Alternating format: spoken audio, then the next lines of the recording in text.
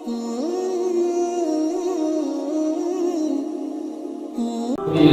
من الشيطان الرجيم بسم الله الرحمن الرحيم كافها يا عين صاد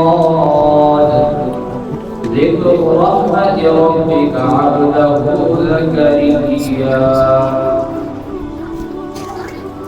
سورہ مریم یہ مکی سورت ہے.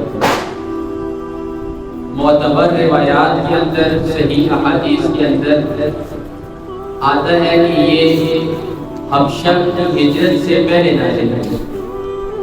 یعنی جب مشرکین مکہ نے مسلمانوں کو رسول اللہ صلی اللہ علیہ وسلم کو تکالیف پہنچانے میں حد کر دی، وہ زمانہ تھا اس سورت کے نزول کا. اور ایک روایت کے اندر آتا بھی ہے اور معتبر اور صحیح روایت ہے بخاری شریف کے اندر بھی آتی ہے کہ جب رسول اللہ صلی اللہ علیہ وسلم نے صحابہ کو ہجرت کرنے کا حکم دیا تو 11 مرد اور 4 عورتیں ہجرت کر کے وہ حبشہ پہنچ گئے. رسول اللہ نے فرمایا تھا وہاں پر ایک ایسا بادشاہ تمہیں ملے گا کہ جس کی بادشاہ کے اندر ظلم نہیں ہے، یعنی وہ لوگوں پر ظلم نہیں کرنے دیتا. تو جب صحابی پہنچے وہاں پر تو مشرکین نے کہاں چھوڑا، چھوڑنے کا ان کا کوئی تصور نہیں تھا.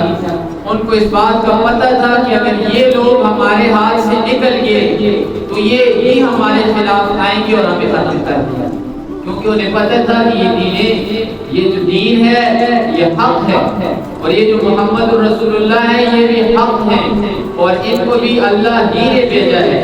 انہوں نے کیا کیا، اپنے کچھ سفارتی لوگ بھیجے کہ جاؤ جا کر حبشہ کے اندر جو نجاشی بادشاہ ہے اس سے جا کر کہو کہ ان لوگوں کو ہمارے حوالے کر دو، یہ ہمارے لوگ ہیں، ان کے ساتھ ہمارا کوئی تعلق نہیں. جب یہ آئے سفارتی لوگ اور بادشاہ سے کہنے لگے کہ یہ جو لوگ ہیں یہ باغی ہیں، یہ حضرت عیسیٰ کو نہیں مانتے، یہ حضرت عیسیٰ کو نہیں مانتے اور یہ تمام کے تمام مذاہب کے خلاف ہیں، مخالف ہیں، تو یہ ہمارے بتوں کی بھی توہین کرتے ہیں، ہمارے بتوں کو توڑ رہے ہیں یہ لوگ. جب نجاشی ظالم نہیں تھا، اس نے کہا ایک فریق کی بات میں نہیں سنتا، چلو مسلمانوں تم بتاؤ تمہارا کیا عقیدہ ہے عیسیٰ کے بارے میں.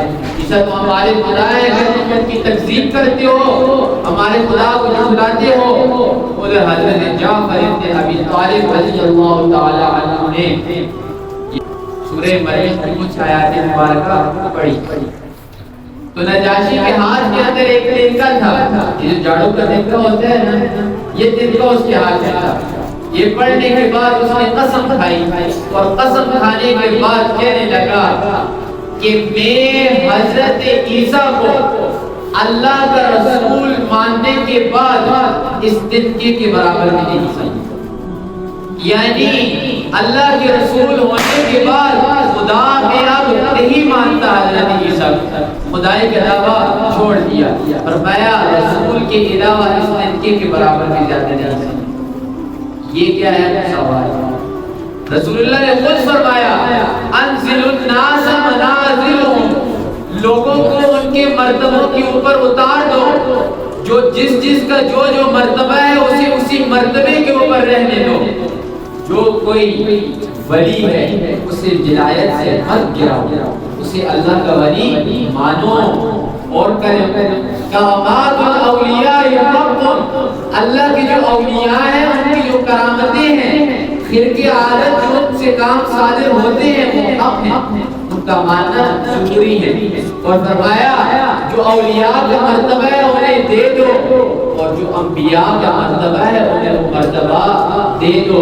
اولیاء کو انبیاء کے ساتھ مت ملاؤ اور انبیاء کو ان کے مرتبے سے مت گراؤ. یہ سورت بھی اسی مضمون کو لے کر چل رہی ہے جو سورہ کہف کا مضمون تھا کہ ہر آدمی کو اس کا مرتبہ دے دو. انبیاء کا جو مرتبہ ہے اسی اس مرتبے سے اوپر لے کر مت جاؤ، خدا مت بناؤ اور نہ ہی انبیاء کے مرتبے سے انبیاء کو کم کرو. دونوں فرقوں کے اندر افراد و تفریق کا شکار ہوا.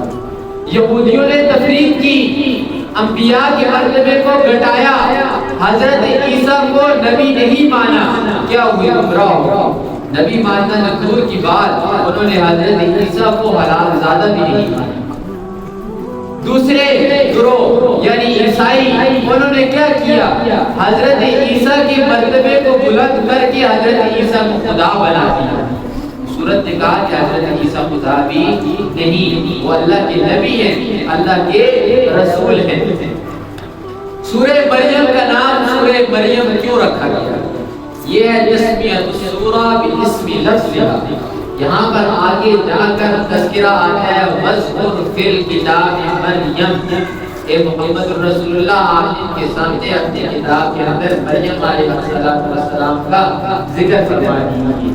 تو ایک لفظ آ گیا سورت میں، اٹھا کر آگے سورت کو اس کا نام رکھ دیا، ہو بہو اسی طرح جس طرح سورہ بقرہ کا نام رکھ دیا۔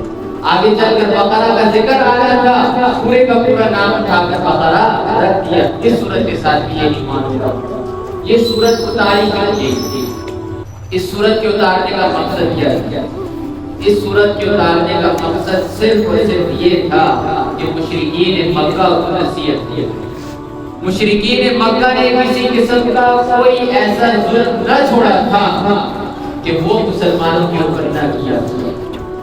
روایات آپ اٹھا کر دیکھ لیں، صحابی جب اپنے ظلم و ستم جو ان کے اوپر ہوئے ان کو جب بیان کرتا ہے تو انسان کے پاؤں تلے سے زمین نکل جاتی ہے۔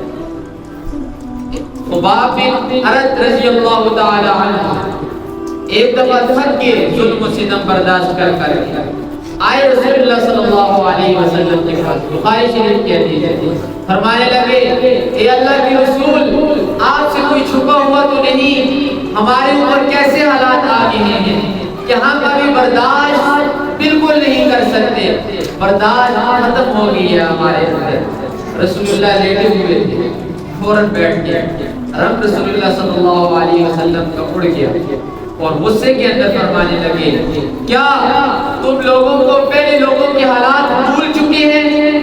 پہلے لوگوں کی تکالیف بھول چکی ہیں؟ پہلے انبیاء کے ساتھ جو معاملے ہوئے ہیں وہ تمہیں بھول چکے ہیں؟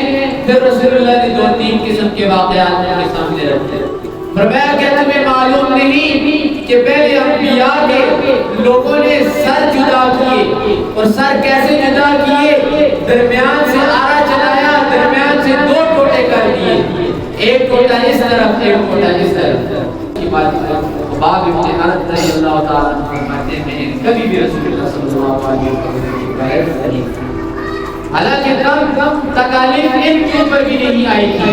حضرت بلال خود فرماتے ہیں مجھے اپنے وہ دن اچھے طریقے سے یاد ہے کہ وہ مدینے کی تپتی ہوئی ریت کے اوپر مجھے لٹایا جاتا تھا، کوئلوں کے اوپر مجھے لٹایا جاتا تھا، کوئلے جل رہے ہوتے تھے وہ بجھتے نہیں تھے، یہاں تک کہ میری خون اور پیپ اتنا زیادہ بہہ جاتا تھا کہ کوئلے بالکل خشک ہو جاتے بجھ جاتے۔ ذرا انسان تصور کرے نا کہ تپتی ہوئی ریت کے اوپر انسان کو لٹایا جائے اور پھر اسی خون اور پیپ سے آگ بجھ جائے، ذرا تصور کر کے انسان دیکھتے 5 منٹ سے اپنے ہاتھ کو آگ کے سامنے رکھ کے ذرا دیکھ کے تجربہ کر لیں۔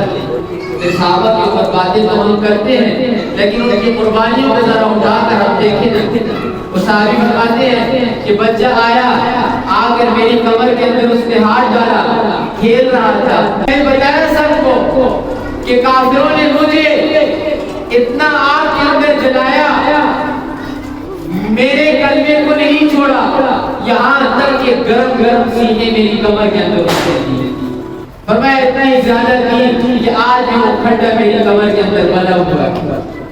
یہ تکالیف ہے صحابہ کے اوپر۔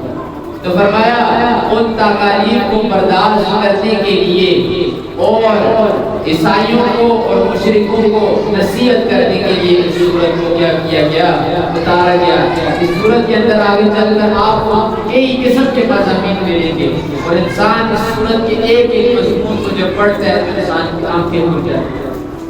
پاؤں تلے سے زمین نکل جاتی ہے. اللہ کی قدرتوں کا بیان ہے, اللہ کی نشانیوں کا بیان ہے. یہ سورت اسی چیز کو لے کر چلے گی. اور یہ جو سورت کا بنیادی مضمون ہے وہ کیا ہے؟ توحید ہے. یعنی حضرت عیسیٰ کو خدا مت بناؤ, وہ اللہ کے رسول ہیں, انہیں اللہ کے رسول ہی رہنے دو. یہ سورت کا مضمون ہے. فرمایا ذکر رحمت ربک عبدہ زکریا, ذکر قابل ذکر ہے.